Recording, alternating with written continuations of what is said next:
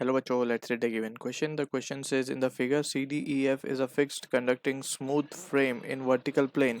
A conducting uniform rod GH of mass 1 gram can move vertically and smoothly without losing contact with the frame. GH always moves horizontal.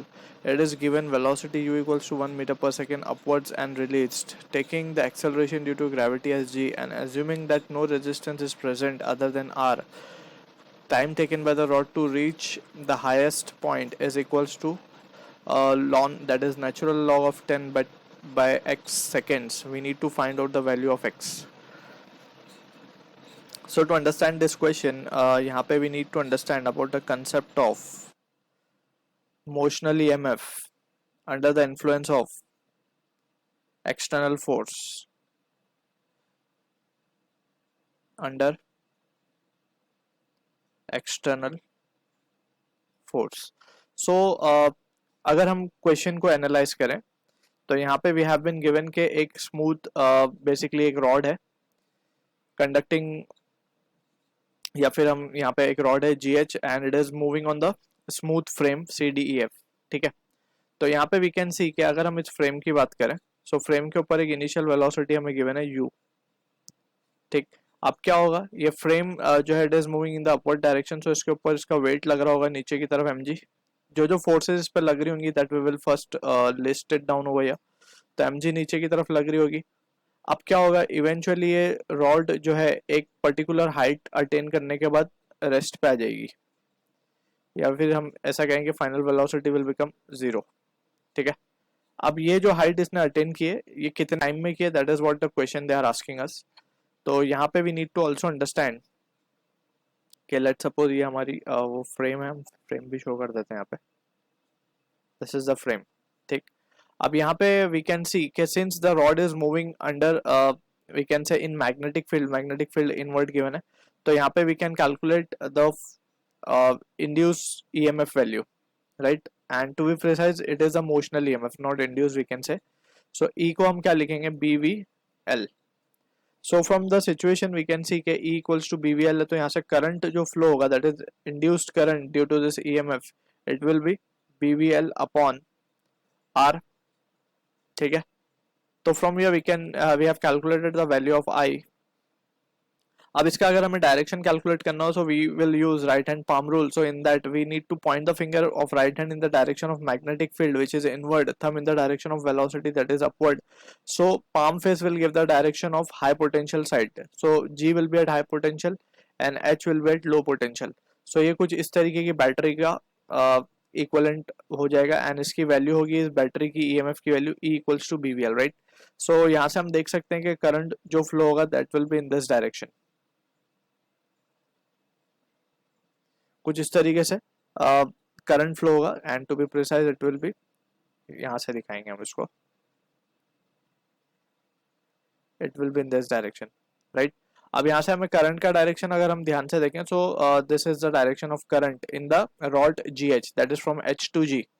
So from this we can say this will be again एक specific case बन रहा है यहाँ पे, that is the rod carrying current placed in magnetic field, so it again will experience a force. So rod in magnetic field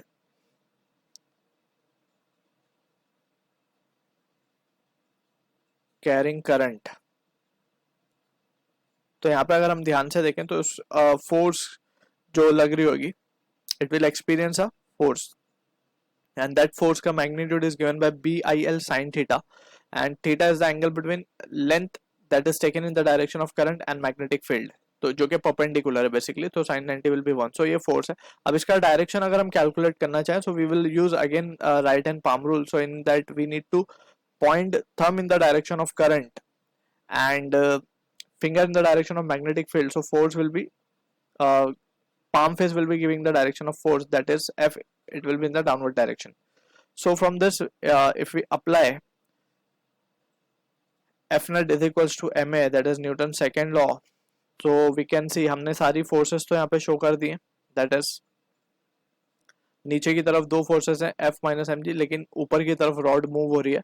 So we will say mass into acceleration will be equals to यहाँ पे we can see this result, and since यहाँ पे we can see कि ये जो continuously decelerate हो रही होगी ऊपर की तरफ, ठीक है, and it will be M G plus of F, नीचे की डायरेक्शन को हम नेगेटिव कंसिडर करें, so this will be the case. And यहाँ पे वी कैन सी प्रिसाइजली अगर हम ए को देखें तो ए को हम dv बाई dt लिख सकते हैं, and it will be minus of या तो g प्लस एफ की जगह B I L upon M, इस तरीके से लिखा जा सकता है इसको। एंड फर्दर मोर इसको हम लिख सकते हैं कुछ इस तरीके से, यहाँ से हम हट जाएगा फिर dv upon g plus I की जगह पे we can substitute this value B V L upon R, so ये हो जाएगा B square L square V, ठीक है, अपॉन आर एम, इस तरीके से आएगा वैल्यू। एंड यहाँ पे जो होगा minus of D T. Now we will integrate it on both side. So जब वेलोसिटी u थी तो टाइम हमने मान लिया 0, जब वेलोसिटी 0 हो गई तो टाइम हमने मान लिया लेट्स से t, और यही टाइम हम कैलकुलेट करना चाह रहे हैं। So from this we can say अगर हम इसको इंटीग्रेट कर दें, so we will have the result as ln of g plus B square L square V upon R M, limit आएगी from u to 0 and that will be equals to, ये वैल्यू आएगी हमारे पास minus of T. Clear? On further simplification अगर हम देखें तो इसको थोड़ा सा हमें और रिजॉल्व करना पड़ेगा, एंड यहाँ पे this is not a complete integration on left side, so इसके नीचे भी हमें कुछ वैल्यूज डालनी होंगी। वो वैल्यूज क्या होंगी? It will be B square L square upon R M, ठीक है। Now we have to substitute the limits and will try to get the answer to the question. So यहाँ पे अगर हम लिमिट्स सब्सटीट्यूट करें, so यहाँ पे when we substitute the limits, so first हम 0 पुट करेंगे तो ये हो जाएगा ln of g minus of, when we put u तो ये हो जाएगा ln of g plus B square L square V upon R M, ठीक है ना, कुछ इस तरीके से u आ जाएगा यहाँ पे, बस डिवाइडेड बाय, डिवाइड तो नहीं करते इसको, यहाँ से शिफ्ट कर देते हैं। So minus of T B square L square upon R M. Clear? तो यहाँ पे अगर हम इसको सॉल्व करें पहले तो ये हो जाएगा ln of this value can be written as g upon this can be written as g plus b square l square u upon rm, इस तरीके से लिखा जा सकता है ये, and minus of T B square L square upon R M, ठीक है। तो on further simplification we can see के, सो इसको जब हम और फर्दर सिंप्लीफाई करेंगे, so we can say ln of, ये हो जाएगा हमारे पास g and to be precise it is mgr, and mgr, ठीक है ना, क्रॉस मल्टीप्लिकेशन किया है जस्ट हमने, तो B square L square U and that is minus of T B square L square upon R M. तो अब हम लॉग की प्रॉपर्टी यूज करेंगे। So from this we can say, अगर हम इसको रेसिप्रोकेट कर दें यहाँ पे तो वो नेगेटिव साइन हट जाएगी वहां से,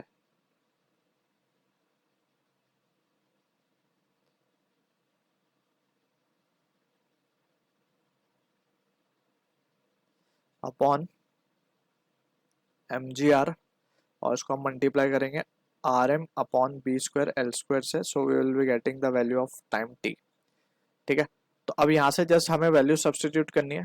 तो हमें अगर हम देखें वैल्यूज क्या क्या गिवन है, तो हमें रेजिस्टेंस की वैल्यू कुछ गिवन है, so we can now substitute the value. R हमें गिवन है 1, एम अगर देखा जाए तो M is been given as 1 gram, ठीक है। तो इसको हमें स्टैंडर्ड कन्वर्ट करना पड़ेगा, 10⁻³ divided by B square means 3 का स्क्वायर मीन्स 9 इंटू 10 सेंटीमीटर यानी कि 0.1 मीटर, इसका भी स्क्वायर करना है यानी कि 10⁻² हो जाएगा ये, ठीक है।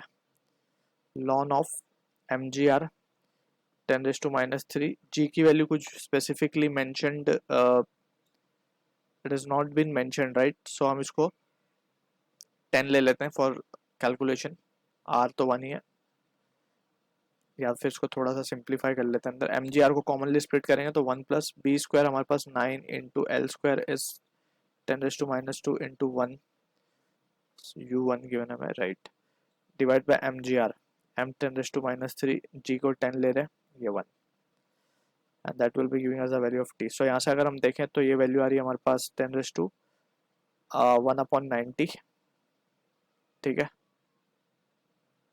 एंड ये वैल्यू जो आ रही है इसको सॉल्व करने पे this is coming out to be 1 plus, ये तो कैंसिल हो रहा है सब, 9, दैट विल बी 10। सो ये फाइनली हम देख सकते हैं ln of 10 divide by 90। So on comparing we can say कि x की वैल्यू क्या दिख रहा है हमें, 90।